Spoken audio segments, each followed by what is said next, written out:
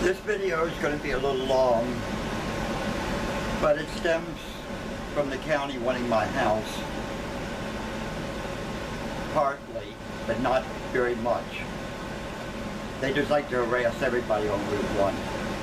The biggest problem came from my sister in 1980 when she filed that I was a crazed Vietnam veteran, heavy drug user, alcoholic. I killed a lot of women and children in Vietnam.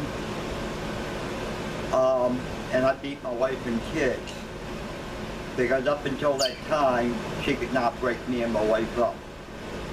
She was a very jealous bitch that had been through several marriages, and she had married a Vietnam veteran that had the biggest drug house at the University of Maryland on Route 1, with sometimes 50 or 100 people in there doing all kind of acid, LSD, heroin, you name it, type drugs. She did break up her son's first marriage by constantly lying to his wife like she did to my wife, etc. But that's why I was convicted of a crime in 1985 through 88.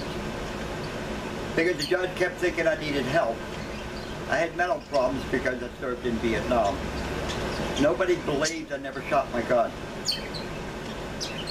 Now, I look unusual today. I've been this way 3 times in my life. When the Army drafted me, this was the manicured haircut they used to give you, with stylus. And then when my wife got sick the first year, and her hair was falling out in globs and she was crying about it, I took her to my barber and we both got our heads shaved like this. I partly think I did this time to honor my wife, but that would not be the truth. I did it because my hair hurt so much as it flew in the wind, because for the second time in my life I have come out with that damn disease that I can't remember the name of right now. My head is all swollen in bumps. About 10 years ago, my stomach and pelvic area was all swollen in bumps. It's from chicken pox. And it's been 4 days now. But anyway, let me go back. In 2010, my kids screamed and yelled at me that they could help my wife better than me, that she needed to go to the University of Maryland for cancer treatment. I said, I am so disabled and it's so hard to park up there and so long to walk that I will find a new doctor. A Dr. Knight in Columbia was highly recommended, God rest his soul. He did save my wife for a lot of extra years, but he kept convincing my kids from day one back in July of 2010 that I was going to kill my wife, kick me out of the house, move my wife to their house, stop my wife from smoking, or he couldn't treat my wife. For the first year, my kids yelled and screamed at me, constantly had to talk to me about me smoking around my wife, that I allowed my wife to smoke. Well, if you know anything about being married, my wife was the boss. If she wanted to smoke, there was nothing I could say against it. But then the hospital visits started coming. She had what we thought was a heart attack about 3-4 years ago, while my kids were still yelling at the hospital that I'm disabled, that I'm unfit to take care of my wife, that I'm killing my wife. They found it was a gallbladder, removed the gallbladder, and said they were not going to release my wife to me. This was Howard County General. That I was too disabled to take care of her. I got my friends, got a wheelchair, and got my video camera, and walked into that damn hospital and said, hey, I'm taking my wife home. My wife started screaming and yelling at him. I'm going home with my husband. I ain't going with my damn kids. The hospital let her go. Then she had a stroke.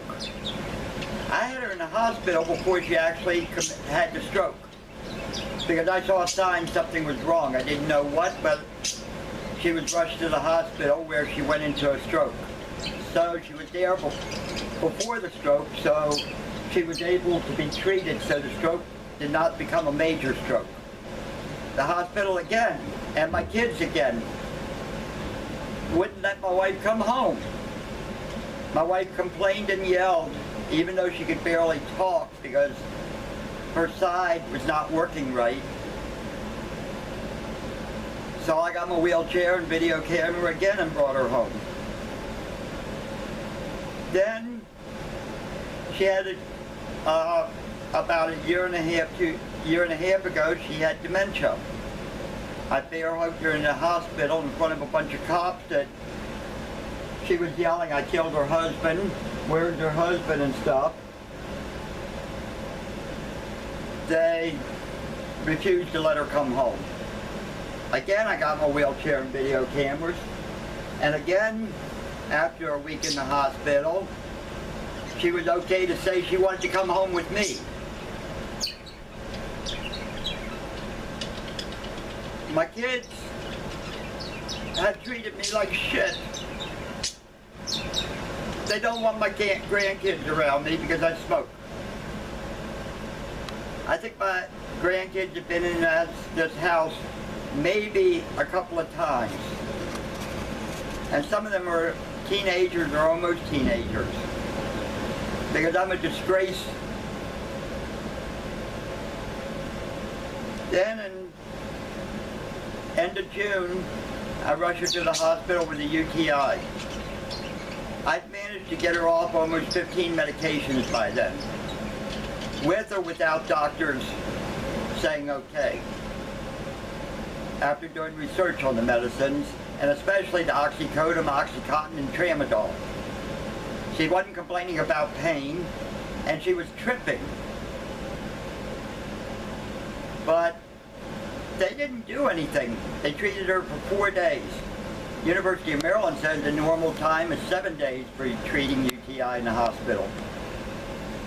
The nurses kept saying, she can't swallow. I'm sitting there, well, she could before she came here, but nothing was done. They sent her home comatose, unable to lift her head or open her eyes, telling me she was going to die any day.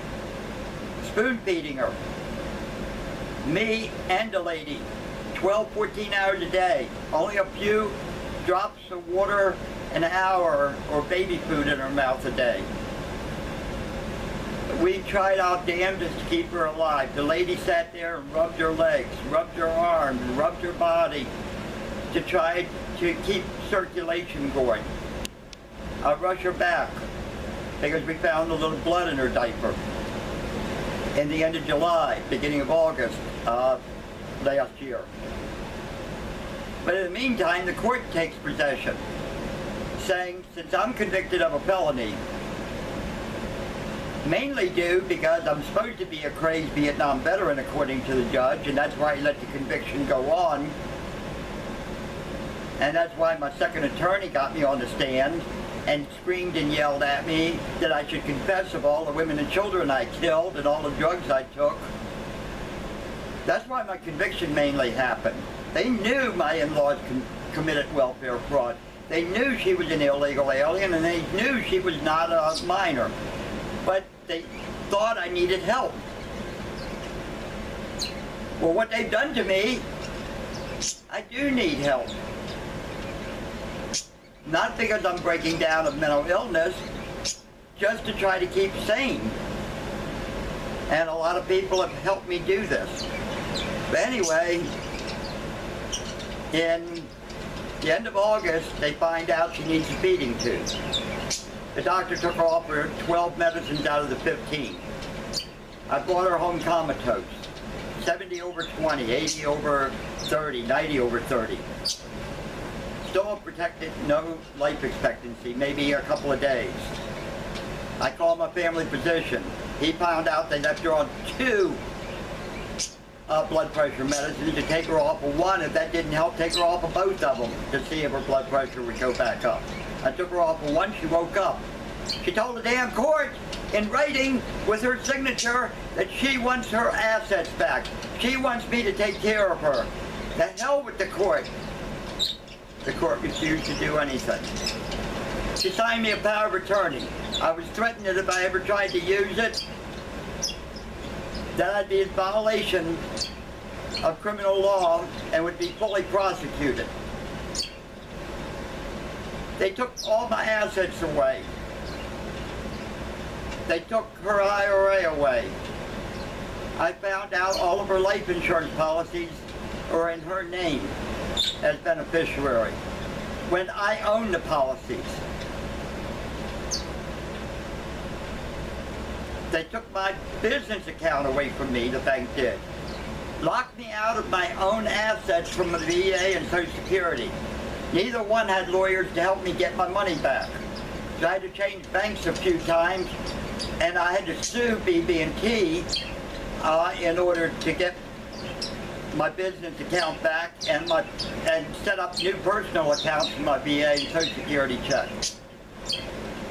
Then the court ruled to remove my wife. My kids start banging on the windows September 28th, 29th, saying they have guardianship of my wife. I'm unfit to care for my wife. So I put videos out over my dead body. You're ever going to take my wife? You can take everything I own, but not my wife. So they sent the SWAT team October 1st, beat the hell out of me. At least they didn't destroy my house or kill my dogs. And took my wife away and threw me in a mental institution. According to psychiatrists, that mental institution is totally inept. They diagnosed me with this mental illness and this mental illness, but you can't have both at the same time because it's like saying you're an African American and you're a Caucasian at the same time. You can't be both. They kicked me out after 14 days. 2 weeks later, when my kids were all fighting, screaming and yelling at each other, which had been for years on who's going to inherit what from me and Mom, they dropped Mom back home. I asked them to please sign a paper saying I was legally allowed to care for my wife. They refused. I said, hell with it. I don't give a damn if I'm breaking the law. This is my wife. I promised to always take care of her, and I promised to help her live as long as possible with this cancer when she got it. So for the next 8 or 9 months, I was committing a felony taking care of my wife. My wife of 46 years. I'm committing a felony. Then I tried to take her to the doctor.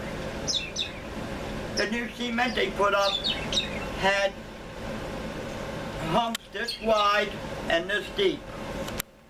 And the four-wheel chair got caught in one, and before I knew it, me on one side and Kim on the other side, and my wife sitting in the chair collapses and goes over, yanking me and Kim to the ground. She ends up in shock trauma. I said to hell with it. I gave him the power of attorney.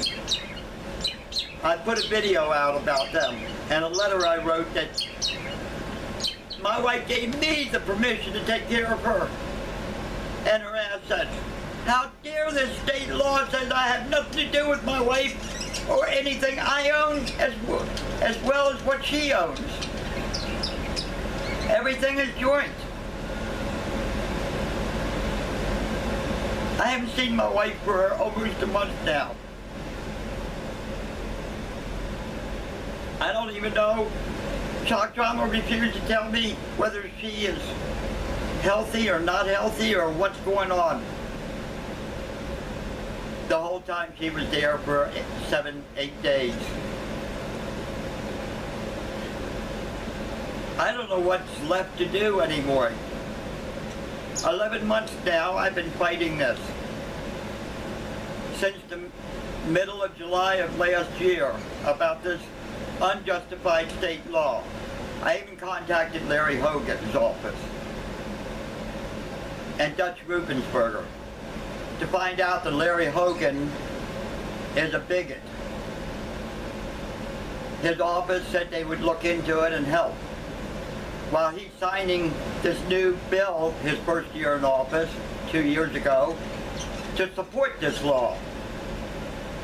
And then trying to stop felons from voting in Maryland. Thank God he was overridden. He's one of the bigots out there, which I used to be, that if you're convicted of a felony, you're guilty. All felons say they were innocent. We don't need to look at your documents. We don't believe anything. The court wouldn't have, the police wouldn't have arrested you, they wouldn't have indicted you, and they wouldn't have convicted you if they thought you were innocent or knew you were innocent. Well, bullshit. To all you bigots. And for all you other bigots that say, America, love it or leave it, don't know how to read the Constitution, that we need to change America back to the Constitution. Instead of having these bigots that say, America, love it or leave it. If that was true, we wouldn't have any equal rights, civil rights, human rights, or anything else in America with the way this government keeps going. Unless people stood up and keep fighting it slowly for change, usually for the better, but sometimes for the worse.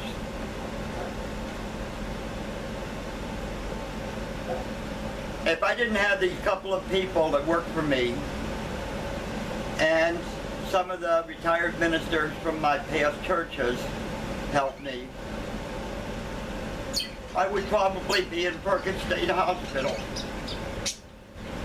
Because the weight on my shoulders is so heavy. My wife is not going to die at home, which is what she wished. Even in shock trauma, if you watch that video. When she woke up in shock trauma, she said she wants to come home and me to take care of her again. But the court could care less. Even this law says in the best interest of the sick person. I put a motion to court which was immediately denied. It's not in the best interest to let a felon take care of a sick person. Please call your media. Because lawyers can't help. Every lawyer I've tried to hire, call the courthouse, says I'm not going to touch your case with a 1,000,000-foot pole after getting off the phone with the courthouse. If you notice, I put incense all day long to honor my wife's religion. I burn candles the whole time I'm awake to pray to Jesus to please help. I have my own personal memorial to my wife. I probably won't even be able to go to the funeral. I probably won't even know about it. And if I do, my kids will probably tell me to go to hell. I have nothing to say about the funeral too. To honor my wife and her religion and her customs.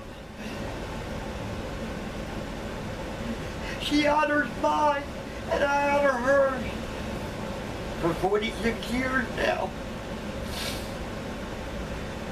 I don't know. I'm getting too upset. I have to end this video. Thank you.